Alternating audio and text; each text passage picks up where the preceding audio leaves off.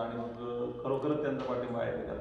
संभाजी महाराज माझी चर्चा झाली नाही, कारण तो व्यक्ती नाव घेतोय या विषयावर. संभाजी महाराज माझं बोलणं झालेलं नाही. बोलणार आहे तुम्ही त्यांच्याशी बोलण्याचं कारण संबंध येणार नाही काही, कारण हा व्यक्ती नाव घेतो वेळोवेळी त्यांचं. आपण त्यांना कोणत्या आधारावर बोलणार? कारण आमची नगद नारायणगडावर श्रद्धा आहे, ते आमच्या अंतःकरणाचं देवस्थान आहे, हृदयाचं निष्ठेचं ठिकाणी नगद नारायणगड संस्थान, आणि त्या नगद नारायणगड संस्थानचे ते उत्तराधिकारी आहेत.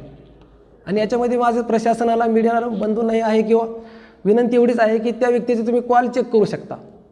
ह्याच्या पूर्णपणे याच्यामागे समोर प्रत्यक्ष बसून ऐकलेली व्यक्ती पण आमच्या साक्षीला आहेत. आणि आमच्या वागदऱ्यातील जी बालगोपाळ मंडळी आहेत, विद्यार्थी सध्या अध्ययन गीतापाठ वगैरे करतात, ते पण सगळ्या मुलांनी ते वेळोवेळी त्याचे शब्द आणि गलिच्छ भाषेत बोलत असताना अजूनमधून तो प्रयोग असायचा की आरेगारीची भाषा करून मला की तू माझं काहीच वाकडं करू शकत नाही, माझ्या पाठीमागं नारायणगडाचे उत्तराधिकारी. त्याच्या पाठीमागं कोण असावं असं वाटतं तुम्हाला? आता त्याच्या शब्दातून आणि त्याच्या त्या बोलण्यातून संभाजी महाराजांचा आणि कुमार महाराज ठोसर त्यांचा हात आहे असं त्यांनी स्पष्ट सांगितलेलं आहे. कॉलवर पण तुम्हाला ते मिळू शकणार आहे, असं काही नाही.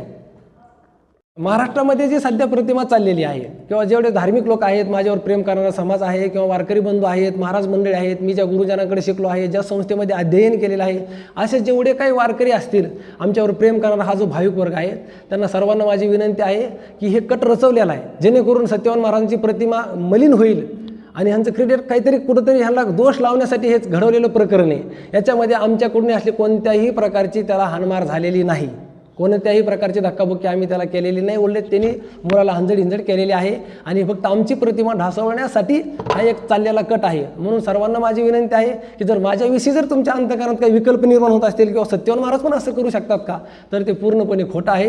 ते एक रचवलेला फार मोठा भयान कट आहे. त्या व्यक्तीला कुठं मारलं असेल, काही असेल, याच्याविषयी आम्हाला काही माहिती नाही. पण तो मारल्याच्या नंतर आला आहे का काय झालं हे पण आम्हाला माहिती नाही. फक्त तो आमच्यापासून जाऊन त्याने असं काहीतरी कटकारस्थान रचवलेलं आहे. हां काही शिव्या वगैरे हां गलिच्छ सब. आता तुम्ही त्याच्यावर तक्रार देणार आहेत का, गुन्हा दाखल करणार आहेत का?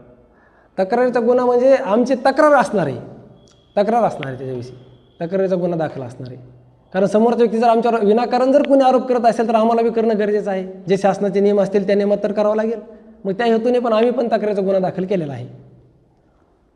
मोठं याचं कारण असं आहे की आमच्या साक्षात असे काही व्यक्ती आहेत, रात्री त्याला त्या व्यक्तीच्या संदर्भातली व्यक्ती त्याला भेटण्यासाठी गेली. तो आता सध्या सिव्हिल ॲडमिट करून घेऊन आमच्यावर त्याचे प्रयोग सुरू आहेत.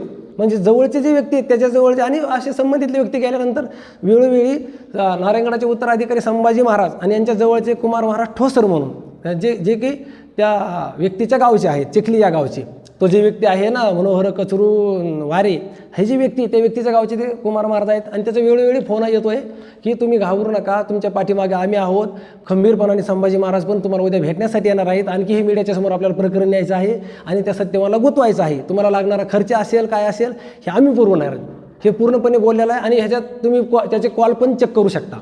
या संदर्भात संभाजी महाराज